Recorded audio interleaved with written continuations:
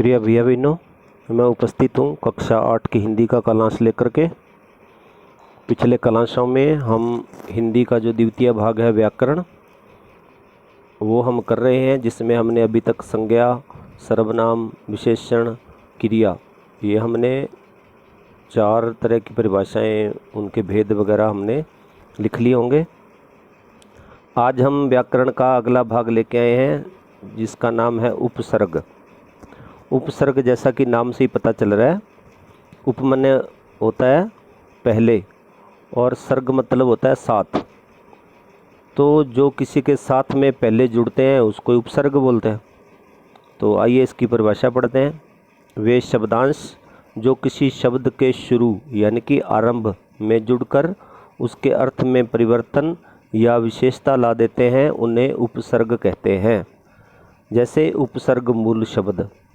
तो इस परिभाषा का ये मतलब है कि वे शब्दांश, शब्दांश मतलब शब्द के अंश, शब्द का छोटा सा टुकड़ा जो किसी दूसरे शब्द के पहले में यानी कि शुरू में जुड़ जाता है और फिर उसका सारे शब्द का अर्थ भी बदल जाता है या कोई नई विशेषता ला देता है, तो उसे उपसर्ग कहते हैं। अब ये नीचे उदाहरण दिए हुए हैं, आप देखिए। उपसर्ग, तो इसमें जो मूल शब्द है ना वो तो है जय। अब जय में परा जोड़ दिया तो क्या बन गया? पराजय। ठीक है। अब इसमें जय, ये क्या हो गया? ये प्रत्यय भी हो गया। फिर है इसमें मोहन। अब मोहन एक नाम है, अब इसमें उपसर्ग जोड़ दिया सम, तो क्या बन गया? सम्मोहन। ठीक है। फिर अगला शब्द है गमन। गमन मतलब होता है जाना, तो इसमें आ जोड़ दिया तो बन गया आगमन। आगमन मतलब हो गया आना, अर्थ भी बदल गया ना। उसी तरह फिर है मान। ये मूल शब्द क्या है? मान। मान मतलब होता है इज्जत। अब इसमें अप शब्द को जोड़ देंगे तो क्या बन जाएगा? अपमान। अब अपमान इज्जत का बिल्कुल विपरीत हो जाता है, बेइज्जती, है ना। उसका उल्टा भी हो गया, अर्थ भी बदल गया। उसी तरह है पात्र। पात्र मैंने होता है लायक, मूल शब्द पात्र है और इसमें कु जोड़ दिया तो बन गया कुपात्र। अब कुपात्र का मतलब होता है नालायक। ठीक है। ये इसके उदाहरणों से आपको समझ में आ गया होगा कि ऐसे उपसर्ग जोड़ करके नए शब्द बन जाते हैं और उनका अर्थ भी परिवर्तन हो जाता है। अब है कि उपसर्ग हैं वो कितने प्रकार के होते हैं। तो हिंदी भाषा में 3 प्रकार के उपसर्ग प्रचलित हैं। एक तो है संस्कृत के उपसर्ग।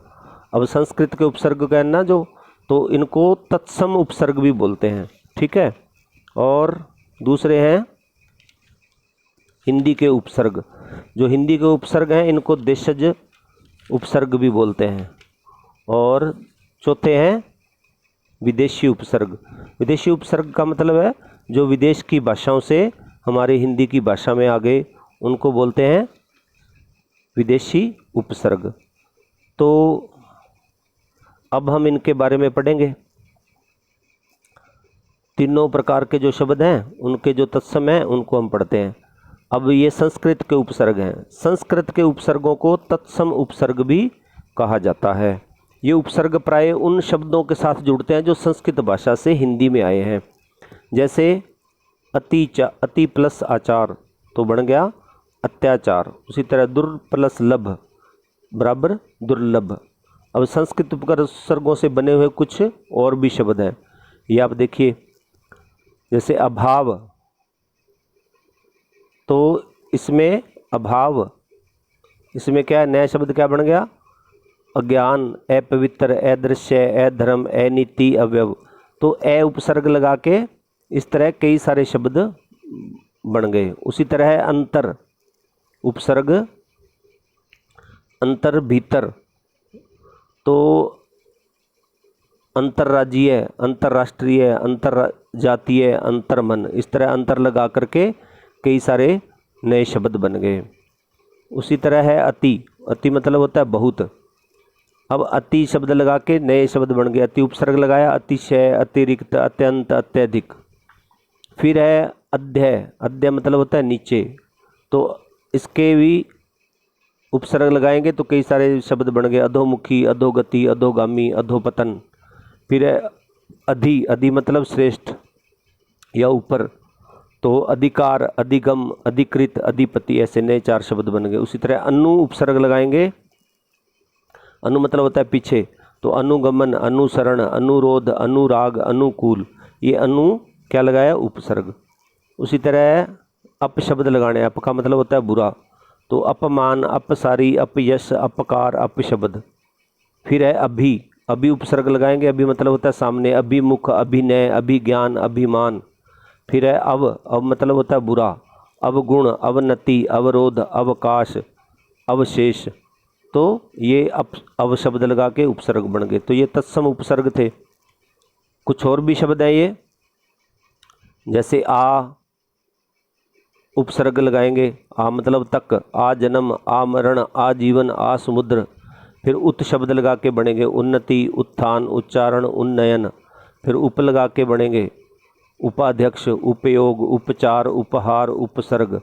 फिर कु मतलब बुरा, कुमार्ग, कुपुत्र, कुचाल, कुकर्म, कुपात्र।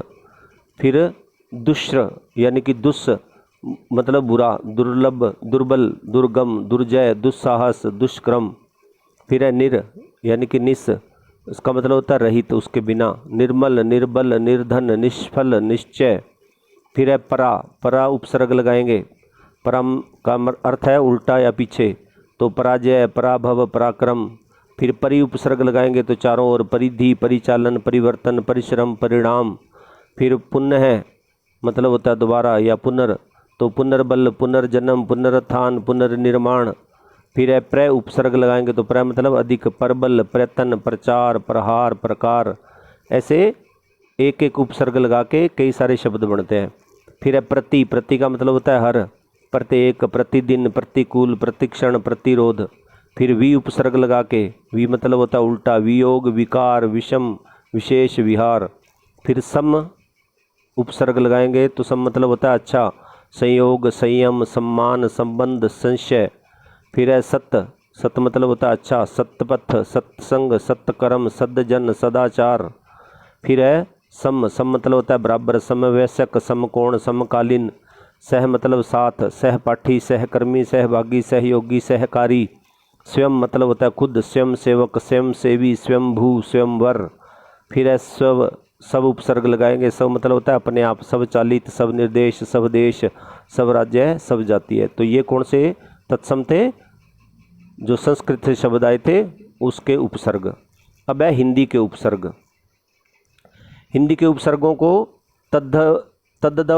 तद्भव उपसर्ग भी कहा जाता है। जो हिंदी के उपसर्ग होते हैं इनको तद्भव भी कहा जाता है। एक तो तत्सम हो गए जो संस्कृत से आए, जो हिंदी से आए वो कौन से, वो तद्भव उपसर्ग भी कहा जाता है।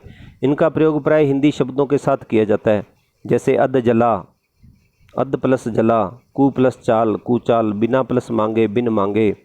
तो ये हिंदी के शब्द है, यानी कि जो तद्भव शब्द हैं वो उपसर्ग लगाया। अन्न लगाया, अन्न का मतलब अभाव, अन्न का अर्थ होता है अभाव। फिर ये नए शब्द बन जाएंगे, अन्न पढ़, अन्न बन, अन्न जान, अन्न होनी, अन्न कही। फिर है अध मैंने आधा, अध खिला, अध जला, अध मरा, अध कपारी। फिर है ऊन मतलब होता है कम, 59, 29 बोलते हैं ना अपने गिनती में। फिर है कु मतलब होता है बुरा, कुपात्र, कुढंग, कुमार्ग, कुसंग। फिर है चौ मतलब होता है 4, चौराहा, चौमासा, चौकार, चौकन्ना। फिर है तीन, तिमाही, तिराहा, तिपाही, तिकोना। फिर है नी मतलब बिना, निहत्था, निडर, निकम्मा, निधन। फिर है भर मतलब भरा हुआ, भरपेट, भरपूर, भर प्रयास, भरसक। फिर है दू मतलब बुरा, दुस्सह, दुकाल, दुधारी। बिना मतलब बिन ब्याह, बिन कहे, बिन देखा, बिन सुने। तो ये हो गए तद्भव शब्द, यानी कि जो हिंदी से उपसर्ग बनते हैं।